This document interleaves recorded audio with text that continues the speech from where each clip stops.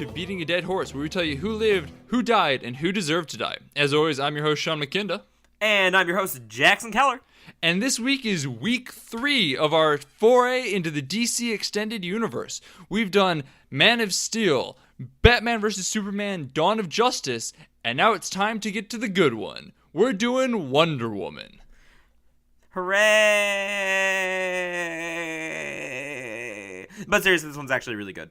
Yeah, no, it's genuinely a phenomenal movie. It is up there as far as the better superhero movies, including Marvel movies. Like, it's good. It's genuinely a very, very good movie. I would call it the best of the Marvel movies, I think, is the best way to describe my opinion of it in, like, a clean, like, one-sentence summary. It follows a lot of conventions. You can tell they were taking notes from the MCU. Fortunately, they were taking a lot of notes from Phase 1, where most things were still character-driven. They were concerned about building the universe on, like, likable movies and characters before it kind of devolved into this completely paint-by-numbers thing, which isn't to say that it's not totally traditional, because it is. It still hits all the familiar beats of a superhero movie, but I think it does hit all those beats with a lot more class, with a lot more Finesse? Yeah, finesse. Finesse is a good word. The directing, I think, overall is really solid. I've heard it said that the directing kind of elevates the script. I don't think it's a bad script, but I would say that's about right. I think on paper, it's not going to change the world. It's not the most thematically deep, but executed really, really well. And that's great, not just for a DC movie, because obviously they needed a win, but just for superhero movies in general. I think that it shows that you can still be traditional while doing something interesting, while having fun characters. It shows that you can still make a good superhero movie without being like something like Logan, which is, also a great movie, but not quite a superhero movie in the way we usually think about it. That's much closer to a Western or something along those lines than a superhero movie. Sure, it has superheroes, but I would not call that a superhero movie. Yeah, so Wonder Woman's here showing us that the classic superhero movie still has merit. Can still be really good, still be really great even, despite, maybe a few issues here and there. My one criticism on what you just said is that I don't think it's the best Marvel movie. I think that still goes to Guardians of the Galaxy, just because I adore that movie, but it's definitely in the top of the Marvel tier. It's exceptional, honestly. It's fun. It has some teeth in certain points. It is grounded in reality in such a way that it makes everything about it believable. It plays itself very, very well. It was, as Jackson was saying, I don't know whether it was the script that was so good. I would be inclined to say no, just from how I view the ending, which you better believe we're going to be talking about, or the director, who, Patty Jenkins, did a lovely job with this movie. She absolutely killed it. It's fantastically directed. The scenes are shot beautifully. There's some really interesting takes, some really interesting angles. It's genuinely a very well done movie. And I'm really excited to talk about this one, which is a change in pace from how we've been. One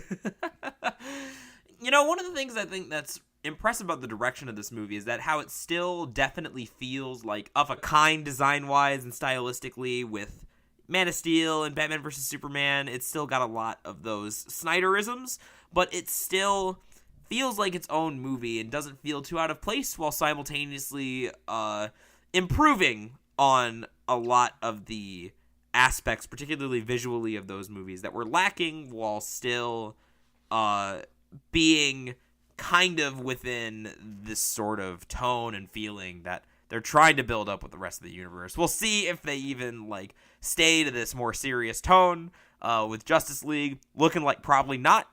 But for what it's worth, I think basically with this movie they found a way to make the DC tone work. I think a lot of that actually comes back to the fact that it is set in World War One. Snyder has been, he was big for 300, which is clearly a war movie of a sort. His director stylings are more along the lines of a war movie, something that is action-packed, kind of an ultra-violent style thing you got going on.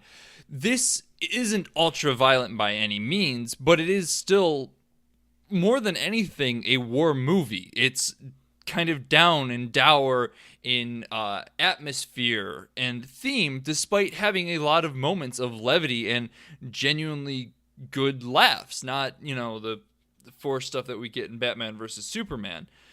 So I think the reason that, or at least part of the reason that this works so well as part of the DC canon, is because it plays to Snyder's strengths, even though he didn't direct it. It fits in with that theme because Snyder directed the other two movies like they were war movies, like they were dark and dour.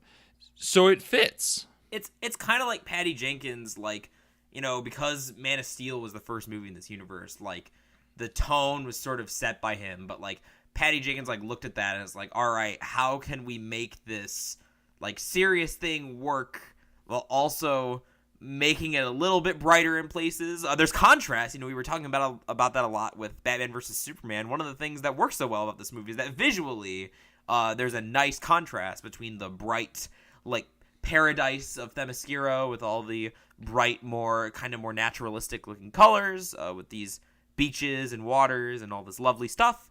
And then, you go to the grimy, more previous DC movie looking feel of World War One, which again is totally appropriate because it's World War One, one of the grimiest, most senseless conflicts in human history.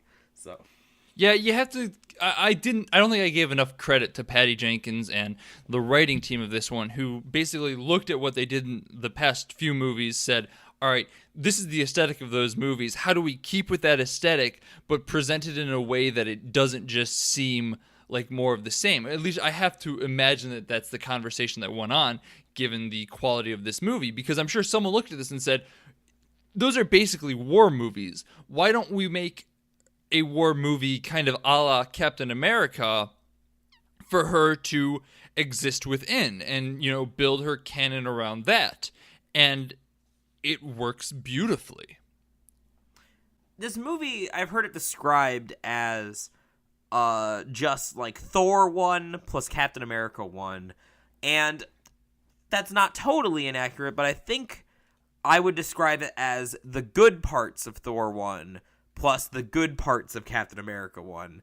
And the Captain America comparison, I think we're going to go a bit more into with the spoiler discussion, but I feel like this movie just in general, what's good about Captain America 1 is that war movie, period piece element, and this movie does that far better than that movie does. And then from Thor, it took actually the fun, mythology, high fantasy sort of stuff, and that's where Thor got really bogged down in. Once they stopped doing that, once you stopped, going to Shakespearean, Loki and Heimdall and all those big dudes, once they stopped with all their drama and you went back to Earth and were hanging out with Natalie Portman and two broke girls, it was pretty insufferable. So, Wonder Woman rocks. You probably know this already because it did really well and it deserved to do really well. And I want Patty Jenkins to not only direct Wonder Woman 2, I think she would be a fine fit for when they inevitably try to take another crack at Superman. I think her approach, grounding this optimistic character while still having this kind of seriousness, I think it would work great. So, give her Marvel's Captain Marvel too. I think we should let just female directors direct female-led movies. I think that'd be very, very good. That would be very, very good. Who is directing Captain Marvel? Is it a dude? It is Anna Boden, who is a woman, which is good. I was gonna say at least they had the sense to do that. And Ryan Fleck. So there's two directors, but well, they seem to actually be a duo. Quick checking of their IMDb seems to put them in the same movies for the most part. So, okay, yeah. Maybe they counterbalance each other well. You know what? I'm happy that there's a woman in the director's seat, at least half of it. That's good to me. that says like they watched what happened with Wonder Woman and said, all right, maybe we should let a woman handle this. Something was pointed out to me that I found a very interesting observation. It's that Wonder Woman, one of the most iconic characters in comics, took her until 2017 to get her own live-action movie. And in that time, Ant-Man got a live-action movie about 3 years before, 2-3 years. And I think that's really interesting. It just shows how ridiculous it is, how women aren't given as many opportunities in Hollywood, for one, and for two, how long it took for DC to get their shit together. So no one looks good when Ant-Man comes out before Wonder Woman does, basically. I mean, at the same time, though, I guess props to DC for getting a female-led movie out before Marvel. I mean, they had Black Widow sitting in the wings for years now, people begging for a movie with her and Hawkeye. So see, I totally agree that they should have had a woman-led movie like long before now. I don't think it should star Black Widow and Hawkeye. I think they're kind of boring. But that's neither here nor there. Yeah, I was gonna say that's neither here nor there. That's your bad opinion. Oh, we're going there. Now we're here to talk about Wonder Woman. Yeah, and let's do so. Let's start diving into spoilers a little bit. Once again, this is going to be a little bit of a different episode. We're going to be probably diving more into the middle. There's not a whole lot that we want to talk about in the beginning outside of some thematic pacing to it. So once again, if you tend to listen to a little bit of the start of it and kind of piece out later, it might not be for you. That being said, there isn't a whole lot that happens in the beginning relating to what we want to talk about, at least. You open up on a scene of Themyscira. It's gorgeous. It's wonderfully shot. It's beautifully lit, etc., etc. You get the Germans come in, find it. They all fight with the Themyscirans. A bunch of them die. We meet Captain Steve Trevor, played by the immaculate Chris Pine, who is basically just playing Captain Kirk again. But it works really well in this movie. He's a little more earnest. He's a little obnoxious than when he was playing Kirk, I noticed. He's got a more... The movie allows Steve Trevor to look dumb sometimes, but he's still like a badass, but he's also like a goofy, awkward like schlub at other times. And I appreciate that he's made to look a little stupid sometimes without being really obnoxious. He's not the ubermensch that is Captain Kirk. Yes. Captain Kirk is like, I'm gonna be a cocky badass, like herpa-derpa-derp. And he's got those moments, but overall he's got some... he's got a decent amount of humility that I think makes him pretty likable. Yeah, for sure. There's just moments in it that's like, oh, that was such a Captain Kirk moment right there. So this scene kind of works in a way as more of a microcosm. It's a good example of how the movie treats death and how it handles it as it goes throughout, because this is a movie that has what I'm going to call a lot of peaks and valleys. The peaks are where we see high instances of people dying. This is a war movie, after all. There's going to be a lot of people dying. And valleys, where it's a little bit more light-humored, a little bit fun. We have some jokes. Things land, and they flow together seamlessly as, a series of hills and valleys would. There's no jarring shifts like in, as I said earlier, Batman versus Superman, where they're just suddenly joking. It flows very naturally, and that's... I spent a lot of time as I was watching this thinking about specifically the London scene and why it doesn't feel incredibly jarring compared to the other two scenes that come before and after, which are No Man's Land and this battle between Germans and Themyscira. Or at least those are the two major scenes, because those are both peaks. The parts that I was missing were the sloping up and down. Because what's done wonderfully is we get an opening scene of young Diana running through Themyscira before we get a slope of a training sequence where we kind of get the idea of we're primed for battle, where we understand like, hey, this is fighting happening and stuff like that. And then we get the shock of the invasion of the Germans and everyone who dies in that battle, which, is a big shock. And then we kind of lower back down with the interrogation of Steve Trevor before we kind of fall into a little bit of a humor valley where we get London and their interactions on the boat ride to London. before we start to ramp it back up. Because, as I said, immediately following that, we have No Man's Land. Immediately before that, we have Dr. Ludendorff, the German big bad, throw a gas grenade in a room full of people who all die pretty horribly. Which, once again, should be very jarring, a transition from London. However, it segues very nicely, because as we're heading towards No Man's Land, as they're still joking, they cross a bridge, and this is a very sombering bridge. It is being loaded with people who have been injured and are dead and dying from the war. We're not actually watching people die in this scene, but we are being reacquainted with death. It's still it's straddling that line between light humored and dark, and works very well as a slope into the next scene. And basically, this is how this movie runs the entire time, in that it primes and lets down whenever there's a big death scene, whenever there's a little bit of a levity scene. It does a very nice job of setting up for that so that it never really feels jarring. I don't have that much to add onto your little explanation there, because I think you're pretty much just 100% right. I just do want to add, because, apparently between this and my Hawkeye and Black Widow opinions, like, nothing brings out my Marvel hot takes like a DC movie. But I keep thinking, when I'm thinking about how this movie handles its tone and how it handles its humor, more specifically, what I like about this movie is that it has humorous moments, but still, like, serious things are treated seriously, and like it's able to, again, like you say, make these moves between peaks and valleys in a way that feels very natural, as compared to Guardians of the Galaxy 2, which I thought, again, bringing out the hot takes, I thought fucking sucked, where it's just they'll stop dead in like a serious scene to crack some stupid joke, like they're afraid it's getting too serious. Yeah, they never just let it breathe. It's almost like, again, like a modern 2017 Marvel movie has to have a certain number of quips or the audience is going to be like delighted enough. And this movie, it feels a lot more assured. Like, the audience will care about the serious stuff that's happening.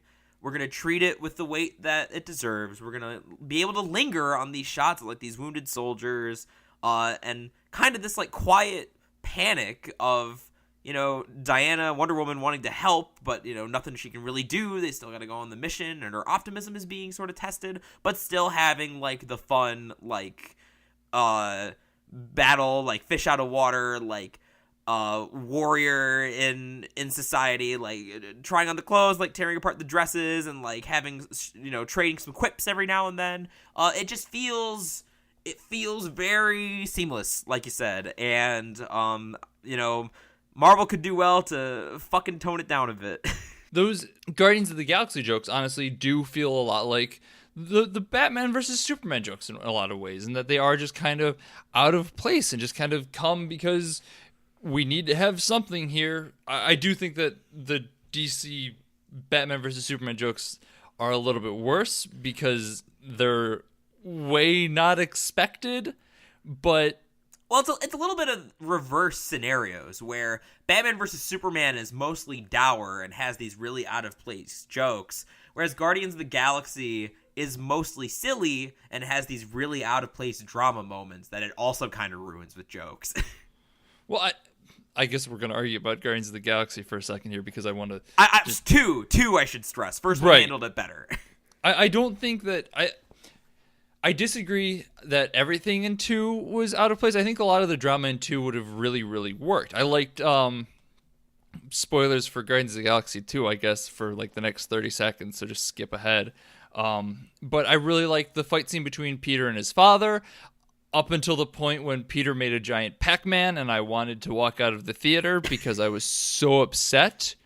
I think there's a lot of really good drama within that, and I think it could have worked very well if it wasn't so polarizing within each scene. Like, there wasn't any middle ground. It was either dead serious to joke to dead serious, and it really hurt the movie. And that's what this movie does well, is that there's not really any sort of jokes in the middle of a dead serious moment. You know when there's going to be jokes and levity, and you know when you're in the middle of no man's land from World War fucking One, a awful experience, that she's not going to look over and go, well, guess we dodged that bullet. Da da da da da da. It's not going to happen. Oh, God. Oh, that's totally what would happen in a Marvel movie, though. Oh, Jesus. Oh, God. Let's talk about that No Man's Land scene more, because that's instantly iconic. Best scene in the fucking movie. Oh, my God. It's so fucking good. Holy shit.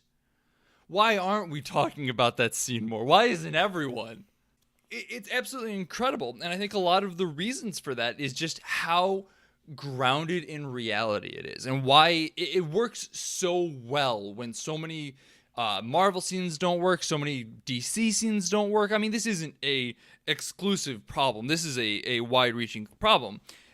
It's that it's so real. We all have an understanding of what No Man's Land is. We all understand what went down there. We look at this and we go, oh my God, she's running through this field of just sheer death and destruction. This, empty, muddy, bloody, bone-filled expanse that is just it is, in my mind, the embodiment of death. It is forever entrenched with that, no pun intended, with that idea of death.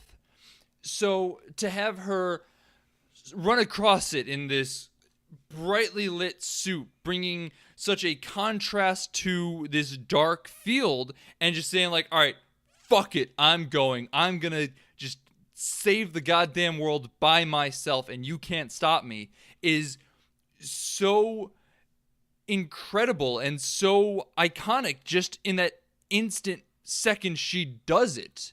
As she's holding down cannon fire and you got the shield out in front of her, it's you have this full context of what is happening and understanding that she is essentially in this second changing the tide of the war by breaking the hold on No Man's Land. It's such a good scene. The scene, thinking about it again, and I guess I think maybe it's appropriate just because I feel like this is an example of like a classic, typical like superhero movie done well. But I can't help keep comparing it to other movies because I feel like we haven't had like a superhero moment in one of these movies in a long time that was, again, sort of this like instantly iconic, like this much of like a fist pumping, like yeah, like, you know, the sign of her like revealing the full costume for I think the first time, like we catch glimpses of it, but she's wearing the coat. So I think, you know, the full like Wonder Woman guard, she's like standing and bracing against the bullets in a really defensive position. We haven't seen something like this since like the first Iron Man, where he's off like blowing up the tanks. And I think it's not a coincidence that, as you say, they're both grounded in this really like real world, like recognizable iconography. They're making the concept of the superhero feel relevant and feel really meaningful by connecting it back to these real world events. And I think especially with this scene, what makes it even better than like the Iron Man example is, as you say, like this is the theme of the movie, like encapsulated. It's Wonder Woman, like the icon of hope, this like real like true hero rising above and like helping to get rid of the pettiness and the violence and like ugliness of the world of man. And yeah, it's just super great. And I think that this this focus on the real, this focus on superheroes in a way that we can actually connect with is something that more and more, not even more and more, but just like pretty much ever since went out the window after the first Iron Man, like the MCU movies have just stopped taking any sort of interest in doing, which is a real shame. Like, this is why I've got such a problem with all three Captain America movies, is that they present these killer, really grounded premises, like, you know, World War II superhero, Captain America goes rogue against, you know, a corrupt United States. You know, Captain America has to like navigate like these political scenarios that are I think really interesting, and then just squanders them on stupid shit like Red Skull using the cosmic cube to make lasers, and suddenly your World War II superhero movie becomes not that. Winter Soldier, you have the stupid helicarrier is gonna like rain bullets down on everyone. Would it be way smarter for Hydra or S.H.I.E.L.D. or whatever to just lay low and keep manipulating things behind the scenes? It just feels, plot points like that just feel so cartoonishly removed from what is an interesting premise. And Wonder Woman, especially with this scene of the rising above in no man's land, doesn't really lose sight of that the way those movies do. For sure, this movie holds on to this grounding of reality as soon as they leave Themyscira, and maintains it for 90% of the movie. We lose it at the end, and yes, I'm so excited to talk about that. But it is... I think this, when we are grounded in reality, after we get this initial explanation on what is happening, this initial burst of mythology and initial showing into the world that, Diana once came from, it's this continuous realism to it does a lot to help us identify with her, with Captain Trevor, with any of the characters that she's interacting with in a very meaningful and real way. It does wonders is really what it boils down to. And the movie, as I said, the movie maintains this realism for a vast majority of it. It's not until the end that we throw it away in a very Marvel fashion, and it hurts my very soul. But when it is this realism, when we get No Man's Land, when we get her in the castle getting ready to, just fucking chop General What's-His-Nuts in half, it's all very real. It's very physical emotion. You can feel it. You understand what she's going through. You understand that she sees this person as an embodiment of evil, and if she can kill it, we're all free and everything's great. And it's just a person. It's good, guys. It's good because it's real. And it's real because we can connect with it. We understand what is happening in this world. And that is incredibly important to connecting to your characters.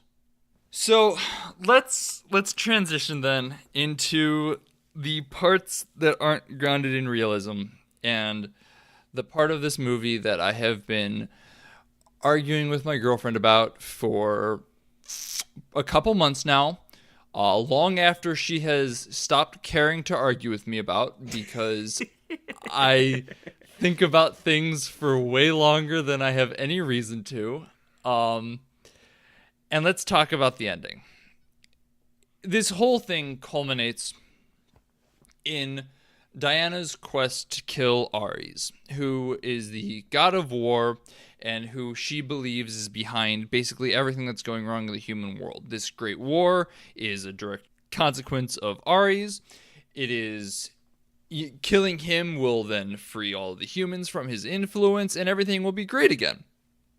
She naturally assumes that General Ludendorff is Ares, given that he's, the opposition. He is, as Jackson once put it, a mustache-twirling villain. He's just, stereotypically evil. And, you're led to believe that he's Ares, unless this character early on stands out to you, which more than likely he's going to. Sir Patrick, also known as Lupin from Harry Potter, shows up and is just talking so verbosely about peace that you look at him and just go, all right, so you're Ares. You're the big bad.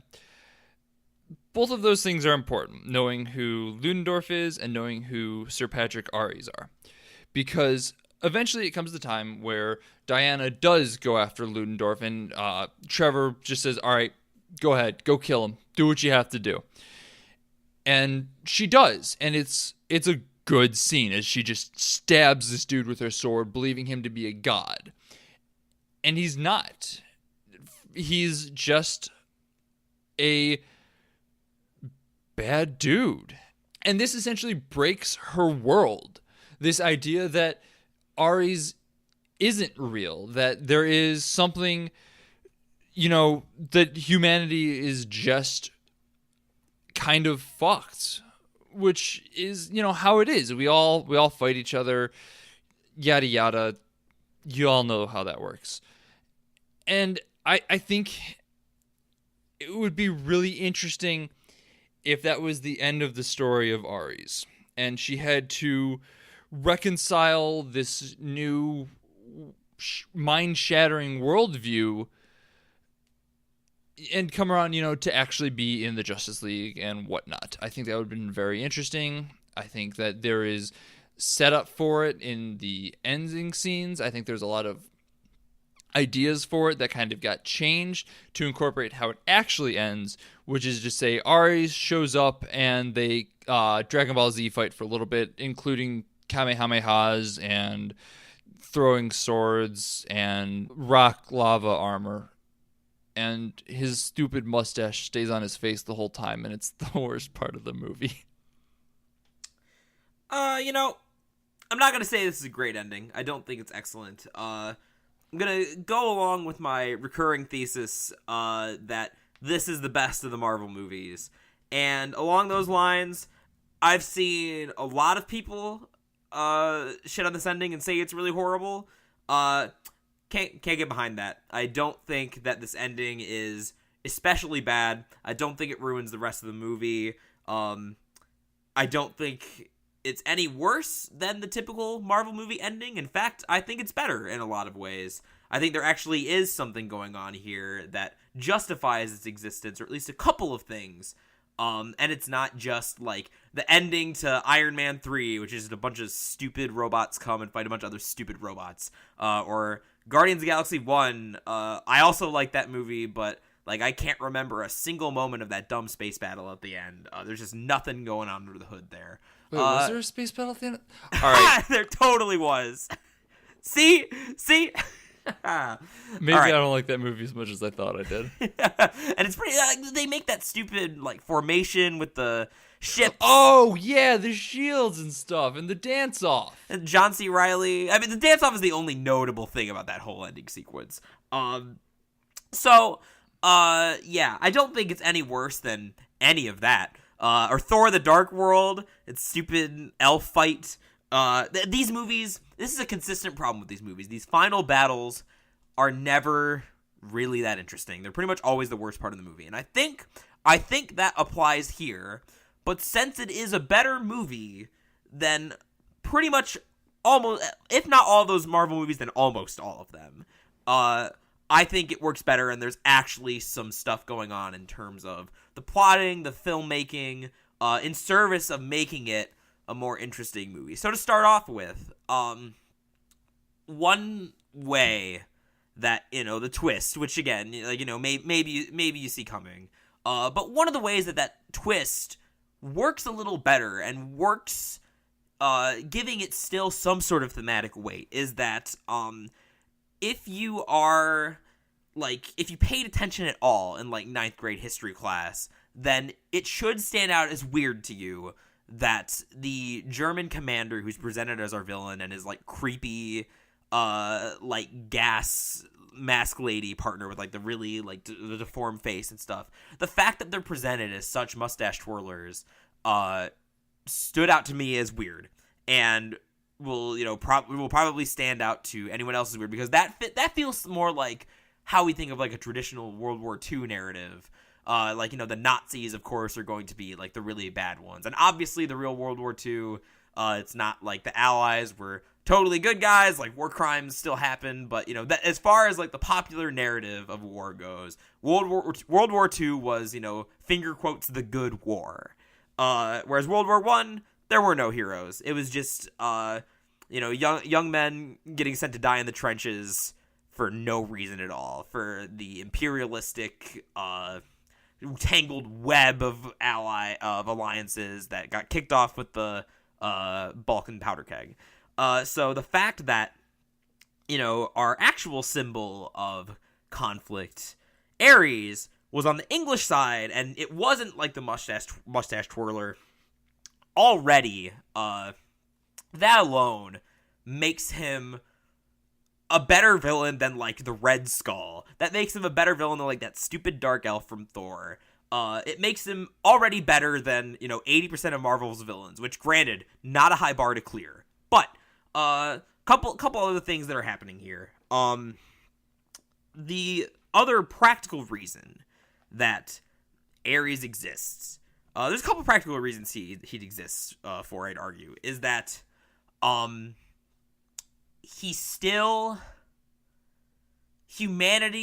him still doesn't solve all of humanity's problems. And he makes that very clear, that World War I plays along into his plans, like, he helps make it more destructive.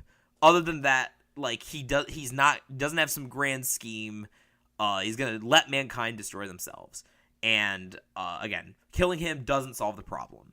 And so granted, having the outside interference, it does lose a little bit of that realism that we were talking about, but I don't think it completely chucks it in the garbage like Captain America does.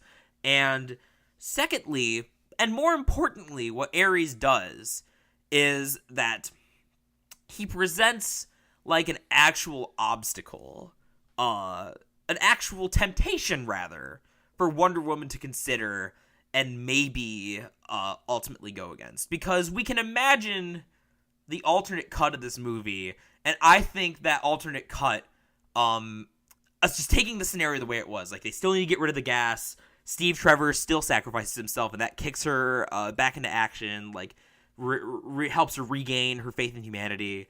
You still have all that, but you don't have Ares, and you just make the finale about, like, stopping the gas. It makes Wonder Woman look bad. It makes her look really bad. In fact, it makes her look like Man of Steel, Dawn of Justice, Superman, because that's what everyone hates about Dawn of Justice, Superman. He just goes off and flies and he cries and complains and, like, mopes about how, like, the world is so hard and it's not good enough for him. And everyone rightfully thinks that this version of Superman is a dick because of that. So imagine in this alternate cut, Wonder Woman has her faith in humanity shaken and she just, like, runs off. And, like, just doesn't help. And, like, lots of people die in this conflict without her intervention until, like, finally, like, Steve Trevor.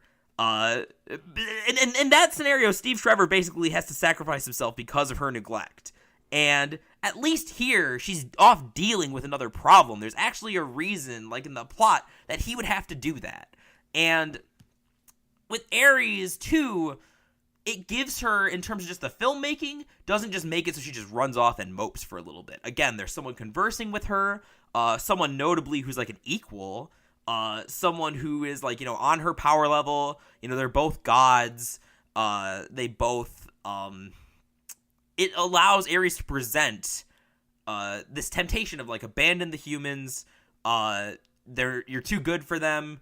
Join me. We'll do this. And it again, we know that in the end, Wonder Woman isn't going to let all the humans die. But just in the terms of, like, letting these beats play out on screen, if we're following that traditional narrative, then having some sort of temptation is more interesting, just visually, narratively, like, dialogue-wise, just more interesting for us than having nothing at all. And I really think that no matter, like, how disappointed people were that this, like, the supernatural stuff turned out to be real, which would be weird in its own way if we spent, like, so much of the first part of this movie setting up all this supernatural stuff and then it never came into play again. I think that would also strike people as weird. So without any of that, we just get Man of Steel Superman, and we don't want Man of Steel Superman. So I don't know. I think could they have come up with a better ending? I mean, absolutely. Superhero movies in the past, the Christopher Reeve, Superman, Richard Donner, Superman, that first movie had a good, like, dilemma that didn't involve punching for Superman to try and take care of. The Dark Knight, that's a great finale with, Heath Ledger's Joker setting up this game on the boats, and a lot of the interest is how, like, the citizens are reacting while Batman, like, tries to stop them. They could have done something more like that, for sure. It didn't have to be a DBZ fight. But as far as DBZ fights go, this had something to it. And that's more than I can say for pretty much any finale of any Marvel movie. So, Marvel movie notwithstanding, I think my biggest issue with what you were saying is there is still things that could be interesting to this. Yes, she might be going off to, ponder how her, worldview has changed. If you want to keep it kind of mystical, we could bring back her mother, Hippolyta, as a, vision or something like that. Some sort of, long-range conversation. Something along those lines where she can discuss her current feelings. Her mother says that she's too good for the world of man. And she could be like, yes, I see what you mean. I agree with you now. Maybe I don't stay here. Maybe I don't deal with their problems. Meanwhile, we watch, Steve Trevor and his not howling commandos deal with the Germans and how they're going to solve the remaining problem of it, a la, Dark Knight, where there's an actually interesting bit going on over there. Maybe the way it's currently set up isn't Dark Knight interesting, like there's not like a moral conundrum to it, but I mean, if we're taking some creative liberties here, and yes, this is purely off in conjecture land, I could see a way, theoretically, to make what they're doing more interesting than this bang bang shooty. I don't know. I really like Ari's not being there and her worldview just kind of being shattered. I feel like there's a certain amount of teeth to that I really, really like. So the other weird thing about what we're saying is that in some ways, like, we're talking about the DC universe as a whole. One of the marvelous things about this movie is that it basically doesn't give a shit about, like, the plot beats and stuff of Dawn of Justice, and basically ignores that, so that's great. But what's interesting is that Dawn of Justice itself sort of sets up for this ending where Wonder Woman gives up, because that's the situation she's in at the beginning of Dawn of Justice, and she has to, like, get back into action because of Batman or Superman or whoever. And I'm glad that, like, that's not how it ended, because that would be a really, like, nihilistic, like, shitty place to end for such a, like, character who at this point has been such, like, a beacon for, like, hope. And I think I like that that she does come back around a little bit. She doesn't totally, like, that naivete is still, it's still addressed. Like, she still learns that, people aren't always good, but they're worth fighting for anyway. That's not a super complex message, but for a superhero movie, that's a pretty good message, I think. It's weird that, Dawn of Justice set up for her to just, like, fuck off and leave everyone to, like, kill themselves, basically. So, in the end, I'm glad they didn't do that. But as far as having it be Hippolyta versus Ares, I don't think I agree that would have been a better approach either, because I think that there's a certain amount of weight to having you agree with the god of war for maybe just even a minute. Like, for maybe even having you step back and think if maybe he has a point. Which I think in terms of, like, their discussion, the movie actually does a pretty good job of making you feel that way.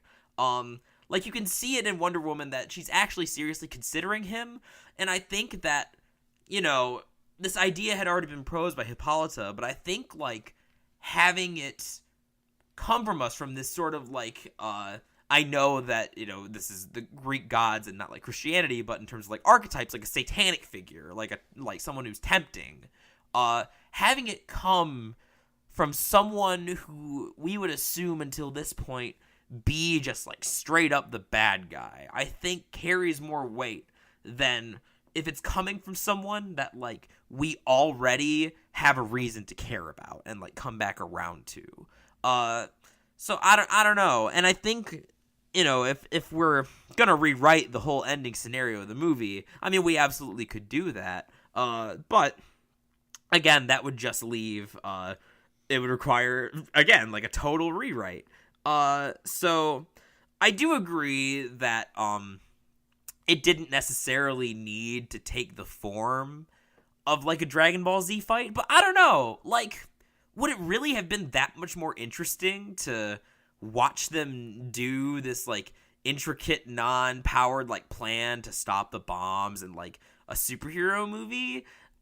I don't think it really would be. Like, I don't really want to watch that scene where, you know, Steve Trevor and his not Howling Commandos have to carry out this, like, complex plan without Wonder Woman, just for, you know, Wonder Woman to come in and bail them out.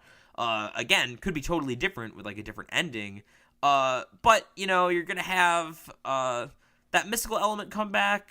You're gonna do it in a way that doesn't totally rewrite, the human elements, doesn't totally throw it away, and then just have superhero fight for a bit. I'm down with that. Like, I'm fine with that.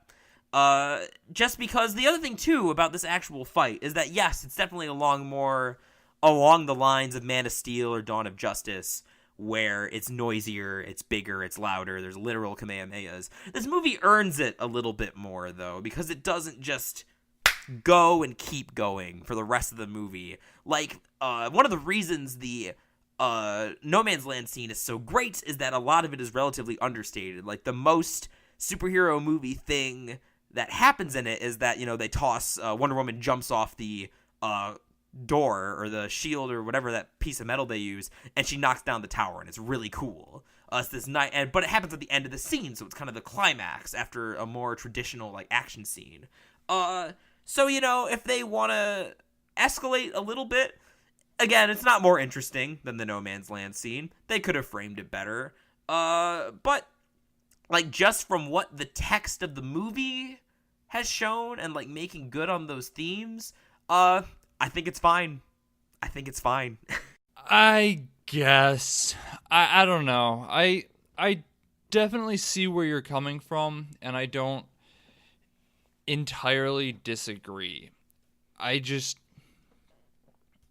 know. There's just it sticks out like such a sore thumb to me. It just jumps away from this realistic world in such a grand manner and just such a explosive, quite literally, situation. And I don't know, there's just something about it that rubs me the wrong way. And it's not even necessarily that it's dumb as much as it is that it's just out of place for the movie. And it feels less thematically powerful than if she just, like, her whole worldview was shattered by her killing of Ludendorff, and it didn't do anything.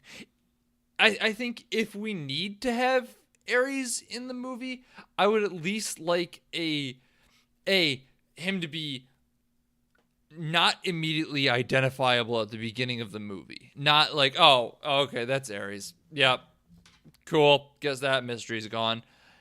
And be less of a crazy fight.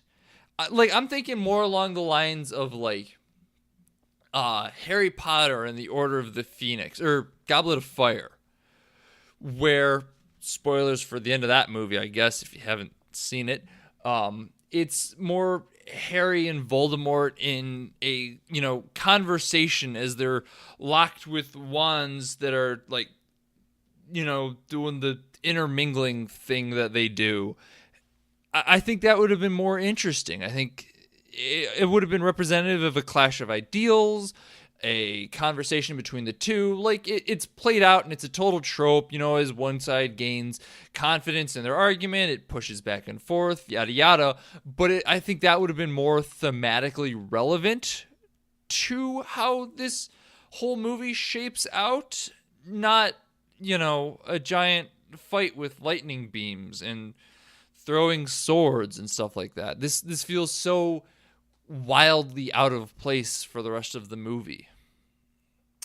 You know what? I can't totally disagree. But it does make me think of another question that I want to pose to you, because it feels a little bit out of place in the context of the rest of the movie. I'll give you that, because even in the fantasy sections on Themyscira, the action wasn't this grand. What it doesn't feel out of place, though, is with the context of the broader DC universe, with the context of it being sort of the shared universe movie. So my question for you, because I've felt this way for quite some time, is would this movie, and indeed movies in general, just be better if we didn't have to worry about all this shared universe garbage? Like, if we could just worry about the movie as its own thing. Because, earlier we gave Patty Jenkins props for being able to adapt, keeping consistent with the feeling of the universe while still making it her own and still doing new and better things with it. And I think, that's genuinely praiseworthy. Would this movie have been better without that limitation, though? Like, if she had the freedom to do, to not go so big with it, and to keep a more, like, grounded, realistic tone, could we have just stuck with that? In other words, would this movie have just been better if it was like The Dark Knight, where Christopher Nolan had complete control, didn't have to give a shit about how Superman would fit into his vision of Gotham? He didn't, was the answer, and he was very adamant about that. If Patty Jenkins had a similar amount of control, I think we could have still had the same similar kind of movie while still, maybe avoiding, and I don't know. There's no real evidence to suggest that, like, maybe she didn't want to do it and the suits made her do it to, like, have a big, like, action scene. I can totally see how that's plausible. I can see how that may have gone down. But maybe perhaps even without that sort of explicit executive meddling, there's perhaps this pressure to conform stylistically with the rest of the universe. I mean, we've seen other directors with both companies. Edgar Wright famously got kicked off of Ant-Man because he couldn't play nice with the rest of the universe. Joss Whedon, I remember, was saying that he was really pissed off that Iron Man 3 ended the way it did, because then that left him in a really, like, unavoidable spot for Ultron. And then on the other side, I don't remember, since it's mostly movies that haven't come out yet, I think, like, The Flash has gone through a couple different visions and directors. Batman, the solo Batman movie they've been working on, that's been sort of a chaotic mess. Basically, we're talking about death. Is the shared universe the death of, like, the good standalone blockbuster? That's a loaded question, to say the least. And not one that I can say I'm really prepared to tackle right now. I would argue that I think the best type of shared universe is kind of the way Guardians 1 handled it, in that it's, like, clearly set in the same kind of idea, but not necessarily related. Like, I like that kind of overarching thing. Like, I like the way comic books do it, and that, like, a lot of them do share the same universe. And sure, occasionally they run into one another, but they all tell their own stories. They all do their own thing. And it's not until you get to a big event that they all mingle together. And, Aquaman can be a giant badass in one issue, while Kyle Rayner, the Green Lantern, White Lantern, whatever the hell his third title is, depending on, it doesn't fucking matter, is having a good old time party with some terrorists in Omega Man. Like, there's no thematic resonance between the two of them, and they're both telling their own stories, but they'll meet in the middle at some point. And I think it's important to be able for each movie to tell its own story. And a big part, I think, why I think that this movie's ending is so rough goes back to that in a big way, in that I saw this movie having only seen Suicide Squad before, don't ask why, and I didn't have the context for why she was handed that picture from Bruce, or why the movie had the aesthetic that it did. It felt very good as a standalone movie, barring that explosive end, which I think might be another huge reason for why I don't like this end so much, because it's so thematically different from the rest of it. Sure, it fits in with the rest of the universe, but not with the world that it has presented. At least not in the, Kamehameha giant fight scene style. It's really hard to say. I think it's really going to be a case-by-case basis. I think shared universes in movies are kind of cool. To answer your question, I still would really like some more standalone films. Like, that's not a new opinion. We've been asking for less sequels since, 2002. Yeah, totally fair. I will freely admit that was a loaded question on purpose. I just sort of realized that I don't even feel this strongly about the MCU. I don't hate the MCU, but for some reason, I've really been playing heel on, hating on the MCU this episode. And you know what? I just do think, because this model, going forward, is, I feel like, going to be the way we're looking at things, this focus on the universe, not just Marvel and DC, Star Wars, always been a universe, but again, more just about movies. Now we're looking it in with all these side projects, and that's not even addressing the embarrassing, dark universe with, the Mummy remake or all that shit. Oh my god, I forgot about that. So did the rest of the world. It's something we're going to see a lot more of, and that's why, even though I like a lot of these movies, I like Wonder Woman, I like a good chunk of the MCU, I think it's important to maybe be critical about the sort of flaws that this can bring up. Because even though, I totally agree that the finale of this movie could have been better, and if having more of that freedom would have made it better, that'd be great. As it is, I didn't think this was the worst offender of a shitty CGI battle, but I don't know, just these questions about the impact of the shared universe. I'm interested to see where movies and blockbusters are gonna go from here. If the whole enterprise is going to be sustainable in this way, or if eventually we're just going to get sick of it. Because I know that there's a lot of grumps like me who are kind of sick of it, but these movies keep doing really well. I haven't seen it yet. I've heard lots of good things about Thor Ragnarok. Black Panther, that sounds like it's going to be pretty awesome.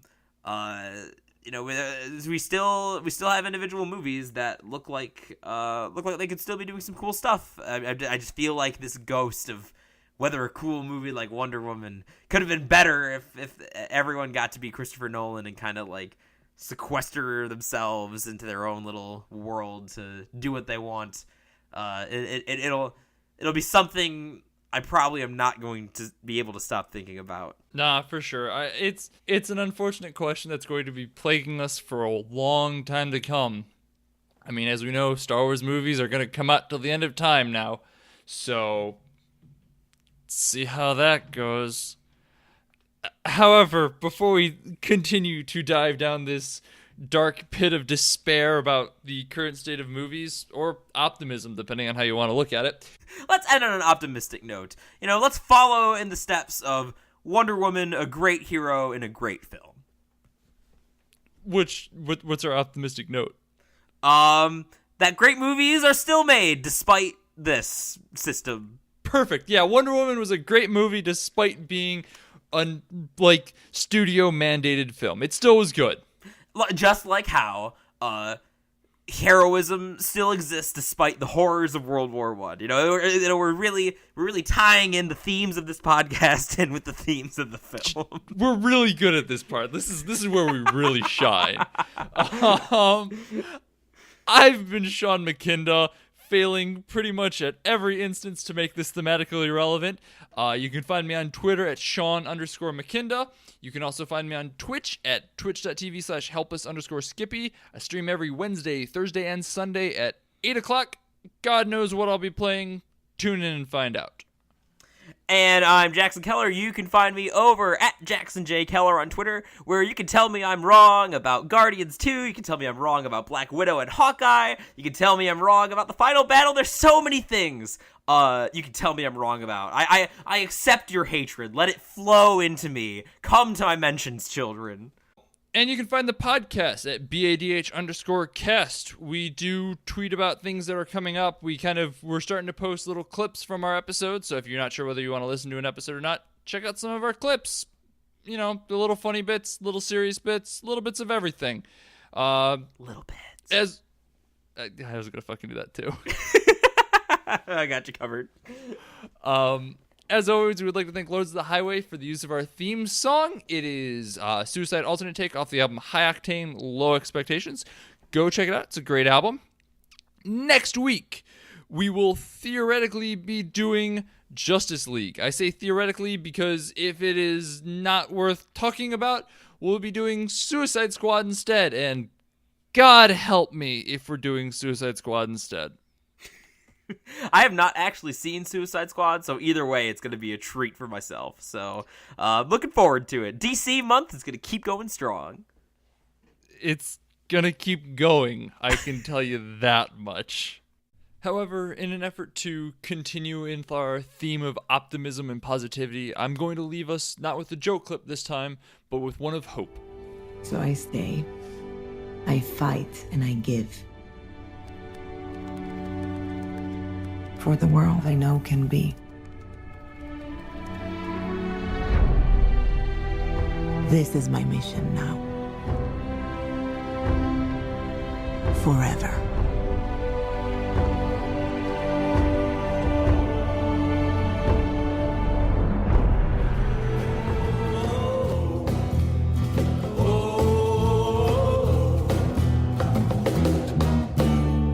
Don't you go into the ground. Don't you go